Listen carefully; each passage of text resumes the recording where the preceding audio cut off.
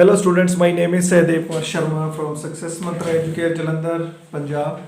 और स्टूडेंट्स, आज मैं बात करने वाला हूँ कि जो प्रेजेंट इंडेफिनिट टेंस होता है, प्रेजेंट इंडेफिनिट, तो वो क्या होता है और उसमें हम हिंदी में क्या निशानियाँ होती हैं और हम कैसे उसकी ट्रांसलेशन कर पाते हैं। ओके, तो आइए वीडियो स्टार्ट करते हैं। सबसे पहले तो हमें आइडेंटिफाई करना पड़ता है, हमें कैसे पता चलेगा भी ये हिंदी में जो भी हम सेंटेंस सोच रहे हैं वो प्रेजेंट इंडेफिनिट का है।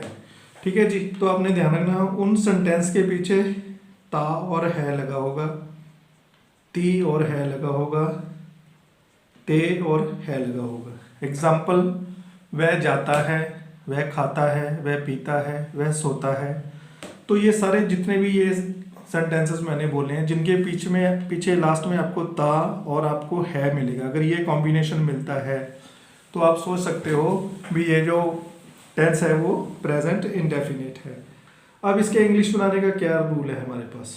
इसकी इंग्लिश हम बनाते हैं, हम यूज़ करते हैं वर्ब की फर्स्ट फॉर्म, या फिर वर्ब की फर्स्ट फॉर्म के साथ में हम कभी एस भी लगाते हैं और कभी ई एस भी लगाते हैं। ये इसका जो फंडामेंटल रूल है। मतलब अगर कोई भी आपने सेंटेंस है उसको आपने ता और है लगा हुआ है पीछे, तो आपने कोई आईएनजी नहीं लगाना, कोई हैज हैव नहीं लगाना, आपने सीधा वर्ब की फर्स्ट फॉर्म लेनी है और साथ में आपने एस और एस लगा लेनी है। दोस्तों, ये जो सीक्वेंस वाइज ये वीडियोस चल रहे हैं, ठीक है, आई थिंक ये सीक्वेंस का 4th वीडियो है। तो अगर आपने पहले 3 नहीं देखे तो आप ज़रूर देखिए, मैं ऊपर आई बटन में उनका लिंक आपसे शेयर कर दूंगा। तो फिर आपको पता चलेगा भी हमारे पास पर्सन्स कितने थे। राइट, हमने पर्सन्स की पहले बात की हुई थी। तो हमारे पास फर्स्ट पर्सन होता है आई, उसका प्लूरल था वी, फिर हमारे पास था यू, सेकंड एक और यू था, ये प्लूरल वाला यू था। फिर हमारे पास थे ही, शी, इट, और हमें किसी एक भी इंसान का नाम या चीज़ का नाम आ जाता है और साथ में आ जाता है दे। राइट, और दे के साथ में नाउन्स आ जाता है अगर ज़्यादा नाम है।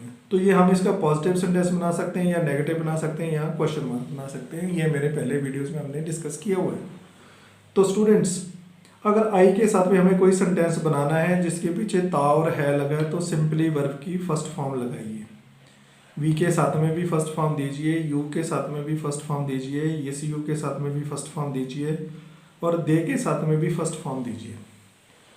जो सबसे ज़्यादा गलती करने वाला सेगमेंट है जो स्टूडेंट्स का, वो ये सेगमेंट है।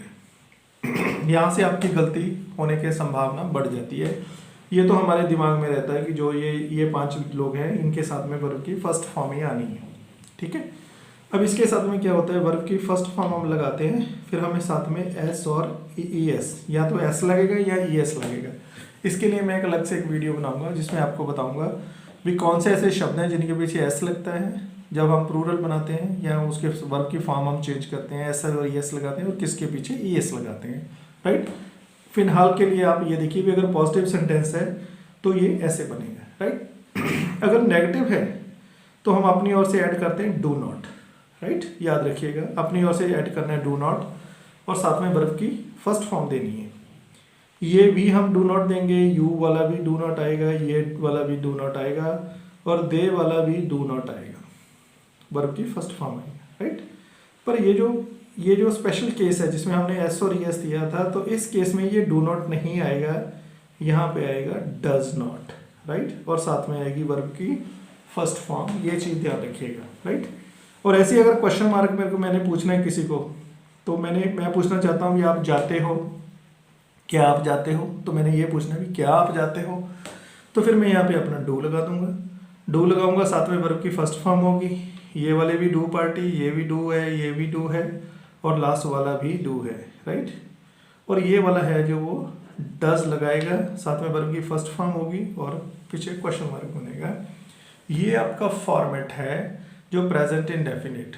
बीइंग ए टीचर मुझे ये लगता है कि जिस बच्चे को प्रेजेंट इंडेफिनिट बहुत ज़्यादा क्लियर है तो वो कभी भी गलती नहीं करता है।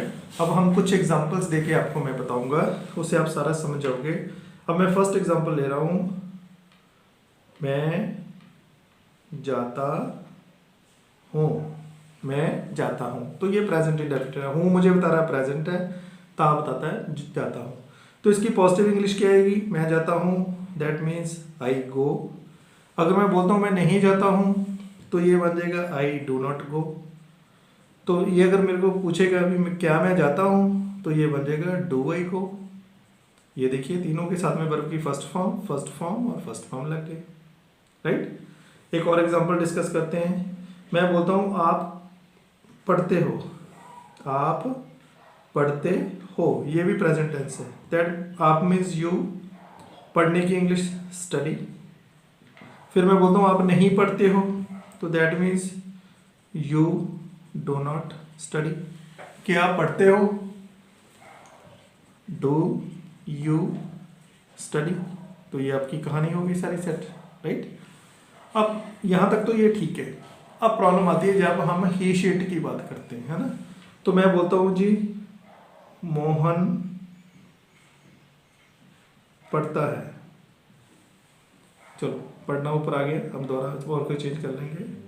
हम यूज करते हैं यहाँ पे मोहन सोचता है, मोहन सोचता है। अब जैसे हम मोहन पे मैंने चला गया तो दैट मीन्स मैं इसके साथ में कनेक्ट बना दिया इसका ही शीट वाले में। तो अब मैं ये नहीं लिख सकता मोहन थिंक, तो मुझे याद यहाँ पे लिखना पड़ेगा मोहन थिंक्स। बस ये चीज को ध्यान रखिए। बाकी सबके साथ में वर्ब की फर्स्ट फॉर्म आ रही थी, जैसे ही मोहन आ गया साथ में एस लग गया। अब इसका मैंने नेगेटिव बनाना भी, मोहन नहीं सोचता है तो फिर मैं बना दूंगा मोहन डज नॉट थिंक। फिर वो बोलता क्या मोहन सोचता है तो डज फ्रंट में आ जाएगा, डज मोहन थिंक। बहुत सारे हमारे बच्चे हैं जो चाहे वो सैनिक स्कूल के इंटरव्यू देने जाते हैं या आइल्स का एग्जाम देने जाते हैं या जिंदगी में कहीं भी इंटरव्यू देते हैं। तो बच्चों इतनी चीज़ आप दिमाग में रखें, अगर आपको क्वेश्चन उसने डू या डज लगा के पूछ लिया, do you play cricket, do you like movie, something, कुछ भी उसने डू या डज लगा के बोल दिया, आप ये सोच लो कि आपको वो प्रेजेंट इंडेफिनिट में पूछ रहे हैं, तो फिर आपका वर्ब की फर्स्ट फॉर्म लगेगी। यहाँ पर डू नॉट या डज नॉट जो भी आपने लगाना है वो आप लगाओगे, राइट। तो मैं जाते जाते एक छोटा सा और टेबल ड्रा करूँगा। आई रिक्वेस्ट भी इसकी आप स्नैपशॉट जरूर रखिए अपने अपने मोबाइल्स में और अपने अपनी कॉपियों में चाहो तो नोट डाउन कर लेना। ये बहुत सिंपल सी चीज़ मैं बताने जा रहा हूँ, तो जो इतना भी मैंने अभी पढ़ाया है आपको सारे का सारा वो समझ आ जाएगा इसमें, वो कैसे करना है आपको, राइट। वो चीज़ मैं आपको बताने जा रहा हूँ। अब देखिए हमारे पास जो पर्सन्स थे, हमारे पास है आई, फिर है वी, फिर है यू, और एक मेरे पास है दे, और एक मेरे पास है एक्स्ट्रा नाउन्स, मतलब नाउन्स ज़्यादा हो गए, राइट। अगर इन पांचों के केस में अगर मैंने पॉजिटिव बनाना है तो वर्ब की फर्स्ट फॉर्म दूंगा, याद रखिएगा, ये टेबल आप ड्रॉ करके रखना। अगर मुझे नेगेटिव बनाना है तो मैं लगाऊंगा डू नॉट और प्लस वर्ब की फर्स्ट फॉर्म दूंगा। अगर लोग मैं लोगों से इस टेंस के बारे में कुछ पूछना चाहूँगा तो मैं इसके आगे डू लगाऊंगा और पीछे क्वेश्चन मार्क दूंगा। ये तो हो गया मेरा फर्स्ट फेज, तो ये इसका फर्स्ट पार्ट हो गया। अब इसका जो सेकंड पार्ट है जो सबसे खतरनाक है वो है ही वाला पार्ट, और शी आगे आ जाए, इट आ जाए, या कोई भी एक नाम आ जाए, सिंगल नाम, मोहन, सोहन, गुरप्रीत, स्कूल, जो भी आपका आता है नाम, अगर वो नाम आ जाता है, इन दैट केस आप क्या करेंगे, राइट। थोड़ा सा दिमाग लगाइए, आप क्या करेंगे, ओके।